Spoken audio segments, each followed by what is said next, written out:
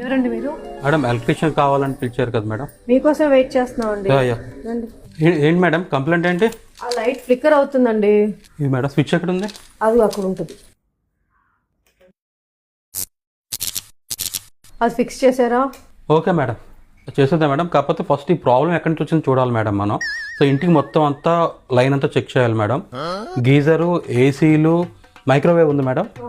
Microwave line, washing machine lines చేసి load testing చేయాలి. ఈ ఒక్క ఫ్లిక్కరింగ్ కా? అవును మేడం. అంటే ప్రాబ్లం ఎక్కడో తెలియాలి కదా మేడం మనకి. ఇది ఇక్కడ ఉన్న వైరింగే కదా బాబు ప్రాబ్లం. మొత్తం ఇల్లంతా చెక్ చేయడం ఎందుకు? అలాగ అవ్వదు మేడం. ఎంత అవుతుంది ఇదంతటికి? మొత్తం 7,500 అవుద్ది మేడం. బల్బ్ మార్చడానికి 7,500? అంటే టెస్ట్లన్నీ చేయాలి కదా మేడం.